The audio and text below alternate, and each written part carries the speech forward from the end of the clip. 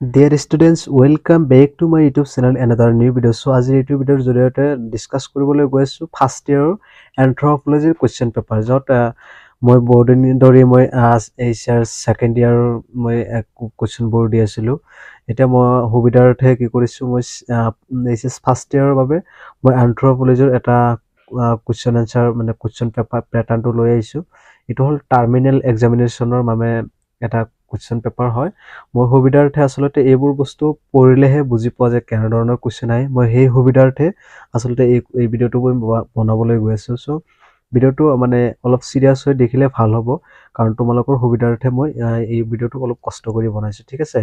মই যে ডিসকাস কৰিবলৈ গৈ আছো তোমালোকে এটা দেখিব পাৰিছে এইচএস ফাৰ্ষ্ট ইয়াৰ ঠিক আছে আৰু এটো হল 2021 চনৰ যত 50 মান মাৰ্কৰ এক্সাম হয় মানে 2 ঘন্টা সময় থাকে আৰু 50 মাৰ্কৰ এক্সাম হয় ঠিক আছে সো আমি ইমান কথা নকয় আমি ভিডিওটো আৰম্ভ কৰো তো ভিতৰলৈ যাও আৰু ভিডিওটো সম্পূৰ্ণভাৱে চাই থাকিও তেতিয়া তোমালোকৰ লাভ হ'ব ঠিক আছে তলত দিয়া প্ৰশ্নসমূহৰ উত্তৰ দিয়া যত 1 মাৰ্কৰ কোৱেশ্চন আছে 6টা দিয়া আছে ঠিক আছে এটা মই পঢ়ি তোমালোকক সুবিধাৰ্থে শুনাই দি আছো ঠিক আছে এন্থ্ৰোপলজি শব্দটো আসলতে কোনে প্ৰথমতে ব্যৱহাৰ কৰিছিল তাৰ পিছত দি অৰিজিন অফ স্পীচ নামৰ কিতাপখনৰ ৰচক কোন আছিল যত 1 মাৰ্কৰ এটা এইটো ৰাইটাৰৰ নাম লিখিব লাগে কিতাপখনৰ ৰচক কোন আছিল তাৰ প্ৰি হিষ্টৰী শব্দটো কোনে প্ৰথমে ব্যৱহাৰ কৰিছিল যত এটো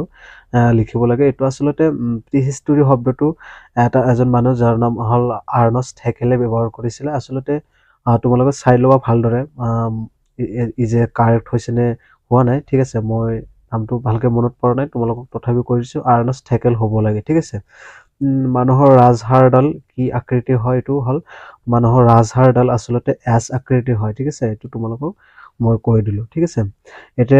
অসমৰ হাবিত পোৱা বন মানুহৰ বিদৰ নাম লিখিব লাগে এতে যত সিঙি গৈছে আসলতে এটো ব আছিলে বন মানুহৰ বিদৰ নাম কি আছিলে অসমৰ হাবিত পোৱা বন মানুহৰ নাম লিখিব লাগে ঠিক আছে লেমুৰ দাঁতৰ সূত্ৰ লিখিব লাগে যত এটো হল 1 মাৰ্কৰ আইবোৰ কোৱেশ্চন আছিল ঠিক আছে এটা আহিলো মই 2 নম্বৰ কোৱেশ্চনলৈ যত আছে 1 + 1 = 2 যত আসলে তোমালোকে এটা এইখিনি লিখিলে 1 মাৰ্ক পোৱা যাব এইখিনি লিখিলে 1 মাৰ্ক পোৱা যাব নেতৃত্ব কাক বোলে আৰু নেতৃত্বৰ প্ৰধান ভাগ দুটা কি লিখিলে 2 মাৰ্কস পোৱা যাব ঠিক আছে এটা তোমালোক আছে প্ৰাইমেটৰ দুটা বৈশিষ্ট্য লিখিব লাগে যত 2 মাৰ্কস দিয়া থাকিব ঠিক আছে প্ৰাগৈতিহাসিক নেতৃত্ব অধ্যয়নৰ দুটা সমলৰ নাম লিখিবলৈ দিছে যত তাতে কি হয় সমলৰ নাম লিখিব দিছে যত 2 মাৰ্কসৰ পোৱা যাব মানুহৰ গাখীৰ দাঁত আৰু স্থায়ী দাঁতৰ সূত্ৰ দুটা লিখিব দিছে যত 1 + 1 = 2 ঠিক আছে ইয়াতে আছে মানুহৰ শিৱকাষ্টি দুটাৰ বৈশিষ্ট্য লিখিব লাগে 2 মাৰ্কস দি আছে কি বিশেষ শাৰীৰিক বৈশিষ্ট্যৰ বাবে মানুহক শ্ৰেষ্ঠ প্ৰাণী বুলি গণ্য কৰা হৈছে যত 4 মাৰ্কস থাকিব ঠিক আছে ইটো লিখিলে 4 মাৰ্কস পোৱা যাব ঠিক আছে প্ৰাগৈতিহাসিক কাক বোলে আৰু প্ৰাগ ইতিহাস অধ্যয়নৰ প্ৰণালী কেইটা আৰু কি লিখিব লাগে এটো যত আছে 1 + 3 = 4 যত এইখিনি ফাৰ্স্ট এইখিনি লাগে প্ৰাগ ইতিহাস কাক বোলে তাৰ প্ৰাগ ইতিহাস অধ্যয়নৰ প্ৰণালী কেইটা আৰু কি লিখিলে নিও আৰু তো গোটেইখিনি মিলে তোমালোকৰ কি হ'ব গোটেইখিনি মিলে 4 মাৰ্কস পোৱা যাব তলত দিয়া হাড়সমূহৰ মানৱ কংগলৰ ক'ত অৱস্থিত থাকে যত এটা লিখিলে 1 মাৰ্কে পোৱা যাব চাৰিটা দিয়া আছে লিখিবলৈ ক'ত অৱস্থিত থাকে ললাটিকা অস্থি কপালাস্থি তাৰ পিছত প্ৰগতাস্থি অৰ্বিস্থি ইকিটা লিখিলে 4 মাৰ্ক পোৱা যাব এটা আছে 10 নম্বৰলৈ আহিলো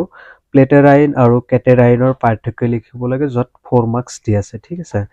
মই এতিয়া তোমালোকৰ নেক্সট পেজলৈ গৈ আছো যত নেক্সট পেজলৈ আহিলো স্থানীয় প্ৰাণীৰ শ্ৰেণী ভাগ কৰা আৰু প্ৰত্যেকটো ভাগৰ একোটাকৈ উদাহৰণ দিব দিছে আসলতে স্থায়ী প্ৰাণী হল মানে গাখীৰ যিবোৰ প্ৰাণীয়ে প্ৰাণ কৰে সেইবোৰ হল স্থায়ী প্ৰাণী যেনেকুৱা হ'ব তোমালোকে বান্দৰ তাৰ পিছত মানুহৰ মানে ৰিলেটিভছ হয় মানুহবোৰ তাতে দিয়া হল একে মিলি যোৱা ঠিক আছে নাইবা অৰ্ডে আছে প্ৰাগৈতিহাসিক যুগৰ কালৰ নিৰ্ণয় প্ৰণালীসমূহৰ বিষয়ে লিখিব লাগে যত 6 মাৰ্ক দিছে এটো 6 মাৰ্কৰ হয় এটো 6 মাৰ্কৰ হয় তাৰ পিছত আছে নেতৃত্বৰ বিষয়বস্তু সম্পৰ্কে কি জানা লিখিব দিছে 6 মাৰ্কৰ হয় তাৰ পিছত অৰ্ডে আছে নাইবা মানুহৰ কুৰতি হাড়সমূহ বৰ্ণনা কৰিব দিছে 6 মাৰ্ক হয়। তাৰপিছতে মানুহৰ ৰাজহাড়ডালৰ বৰ্ণনা কৰিব দিছে য'ত 6 মাৰ্কৰ কুৱেশ্যন হয়, ঠিক আছে। ইয়াতে দিয়া আছে নাইবা মানুহ আৰু বন মানুহৰ পাৰ্থক্য লিখিব দিছে য'ত 6 মাৰ্কৰ হয়।